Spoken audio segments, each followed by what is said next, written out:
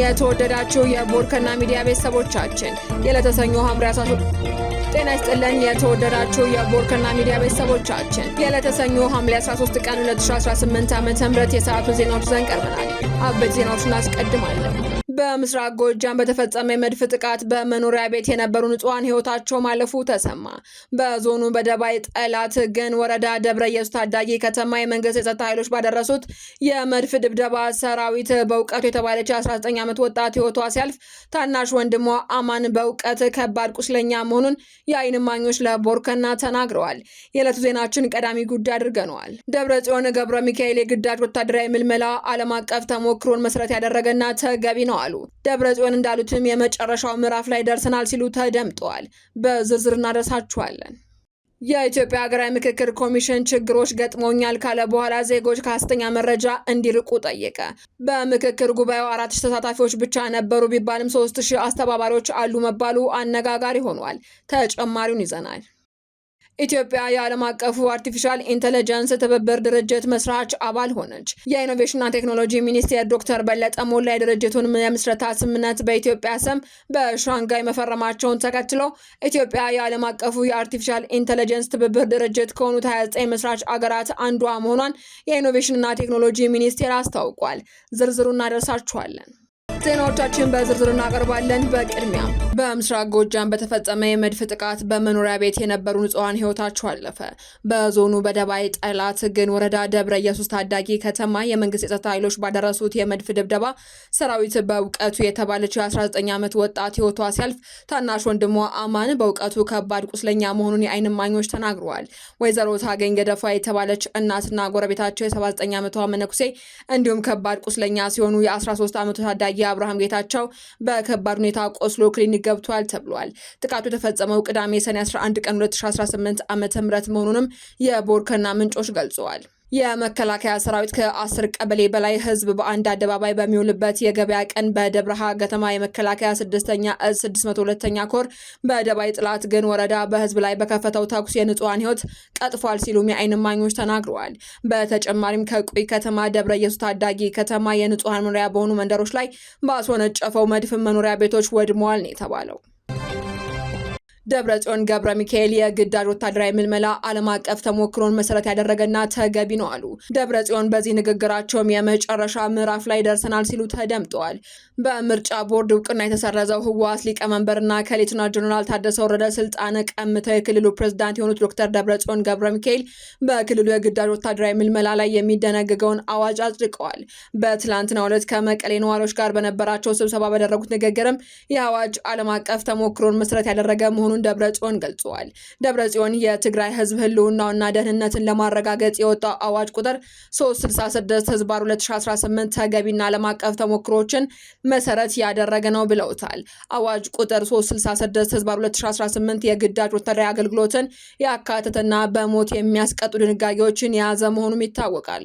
46 ገጾች ባሉት በዚህ አዋጅ እድሜና ጤና የሚፈቅድለት ማንኛውም የትግራይ ተወላጅ የክልሉ መንግስት የሚያቀርብለትን የክተት ጥሪ ተቀብሎ የመሳተፍ ግዴታ እንዳለበት ደንግጓል። እንዲሁም በትግራይ ሰራዊት ላይ ማንኛውንም ፕሮፓጋንዳ ማካሄድ እንዲሁም የትግራይ ተወላጆችን ለጠላት መመልመልና ከትግራይ ጦር እንዲከዱ ማድረግ በሞት ከሚያስቀጡት ውስጥ ተካተዋል። ከጠላት ጋር መተባበርና ሚስጥር ማሾለክም እስከ ሞት የሚደርስ ቅጣት እንደሚያስከትሉ የሚጠቅሰው ይህ አዋጅ በክልል ውስጥ ተግባራዊ መሆን መጀመሩም ይታወቃል። ደብረጽዮን በዚህ ውይይታቸው የመጨረሻ ምዕራፍ ላይ ደርሰናል ሲሉም ተደምጠዋል።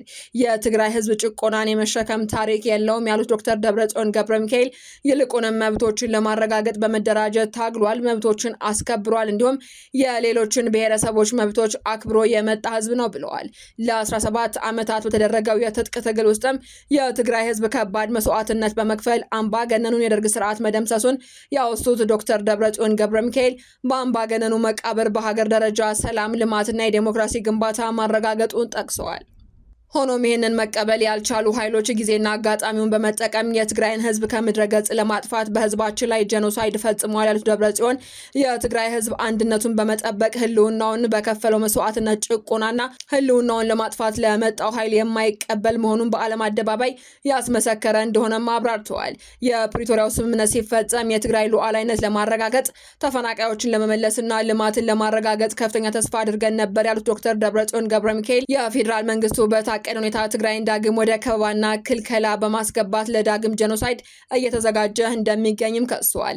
እንደ ትግራይ ለሰላም ስንል ከፍተኛ ትዕግስትና መስዋዕትነት እየከፈልን ነው። ይሁን እንጂ እኛ ብቻ ሰላም ስለፈለግን ሊሳካ አልቻለም ያሉት ዶክተር ደብረጽዮን አንድነታችን አጠናክረን የትግራይን መሰረታዊ ጥያቄዎች ማረጋገጥ ብቸኛ መፍትሄ ሆኖ መገኘቱን አስምረውበታል። አሁን ባለንበት ሁኔታ መቀጠል አንችልም ያሉ ሲሆን እንደ ህዝብ የመመከት አቅማችንን በማደራጀት ህልውናችንን ለማረጋገጥ በምንወስንበት ምዕራፍ ላይ እንገኛለን ብለዋል።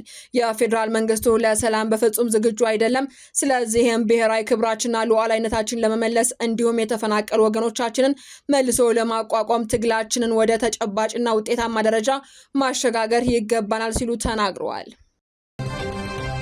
የምክክር ኮሚሽን ጉባኤውን እንዲሳካ ዜጎች ራሳቸውን ከሐሰተኛ መረጃ እንዲጠብቁ አሳሰበ። ሐምሌ 8 ቀን 2018 ዓ.ም የተጀመረውን ታሪካዊ የሀገራዊ ምክክር ጉባኤን በተመለከተ ለመላ ኢትዮጵያ መልእክት ያስተላለፈው የኢትዮጵያ ሀገራዊ ምክክር ኮሚሽን አንዳንድ ግለሰቦችና ቡድኖች በማህበራዊ ሚዲያ አውታሮች አማካኝነት ከእውነታው የራቁ መረጃዎችን እያሰራጩ መሆኑን ደርሼበታለሁ ብሏል።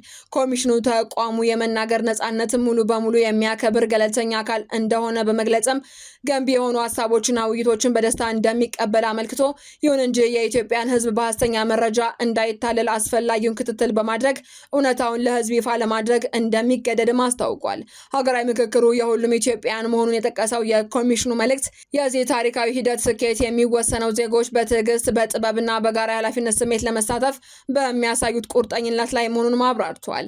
በመሆኑም መላው የሀገሪቱ ዜጎች በኮሚሽኑ ላይ ሙሉ እምነት በማሳደር ሀገራዊ ፋይዳ ባላቸው መሰረታዊ ጉዳዮች ላይ የሚደረገውን ይህን ምክክር በሰላም እንዲጠናቀቅ የበኩላቸውን አዎንታዊ ሚና እንዲወጡም ኮሚሽኑ በድጋሚ ጥሪውን አስተላልፈዋል። ይሁን እንጂ ኮሚሽኑ ውስጣዊ ችግሮች እንደገጠሙት ከተለያዩ ስፍራዎች የሚወጡ መረጃዎች አመላክተዋል። ኮሚሽኑ ለተፈጠሩ ችግሮች ከጋዜጠኞች ለቀረበላቸው ጥያቄ ማብራሪያ አልሰጥም በማለትም አዳራሽን ጥለው ወጥተዋል ተብሏል። የምክክር ኮሚሽኑ ችግር እንደገጠመው አረጋግጧል።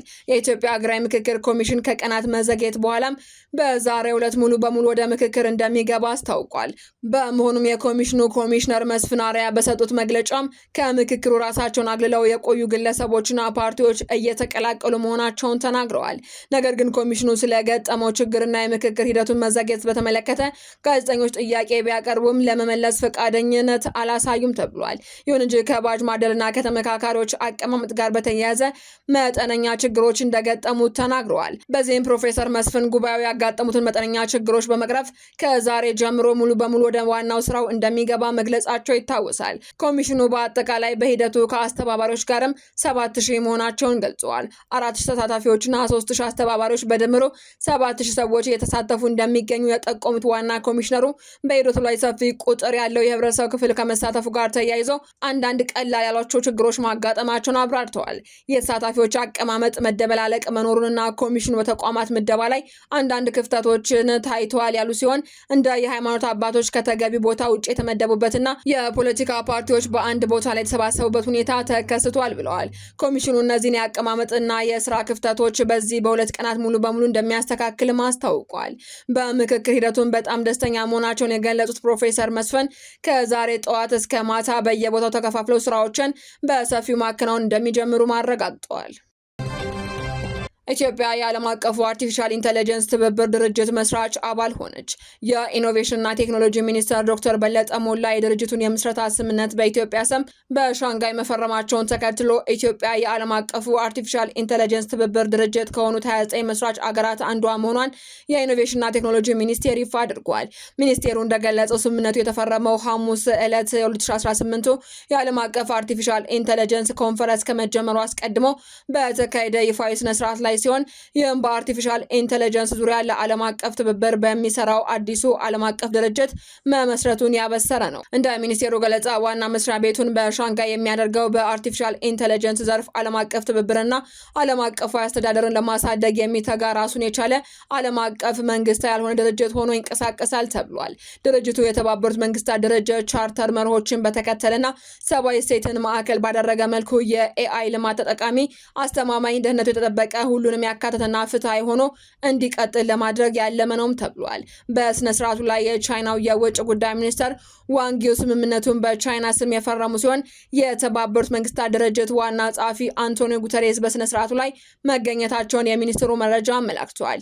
የኢትዮጵያ ተሳትፎ አገሪቱ ለአርቲፊሻል ኢንተለጀንስ፣ ለዲጂታል ሽግግርና ለዓለም አቀፍ የቴክኖሎጂ ትብብር ያላትን ቁርጠኝነት የሚያሳይ መሆኑ የጠቀሰው ሚኒስቴሩ እንደ ዲጂታል ኢትዮጵያ 2025 ስትራቴጂ፣ ዲጂታል ኢትዮጵያ 2030 ስትራቴጂና የብሔራዊ አርቲፊሻል ኢንተለጀንስ ኢንስቲትዩት መቋቋምን የመሰሉ ተነሳሽነቶችን በምሳሌነት አንስተዋል። እንደ ሚኒስቴሩ መረጃ ቻይና ሁሉንም ያካተተ የኤአይ ልማትን ለማሳደግና በተለይ በደቡባዊ የዓለም ክፍል ለሚገኙ አገራት ያለውን ዓለም አቀፍ የአርቲፊሻል ኢንተለጀንስ ልዩነት ለማጥበብ እንዲረዳ የድርጅቱን መቋቋም ለመጀመሪያ ጊዜ የሀሳብ አቅራቢነት ያነሳችው በሐምሌ 2017 እንደነበር አስታውሰዋል። አድማጮቻችን፣ የሰዓቱ ዜናዎቻችን ተጠናቀዋል። ስለተከታተላችሁ እናመሰግናለን። ሰላም።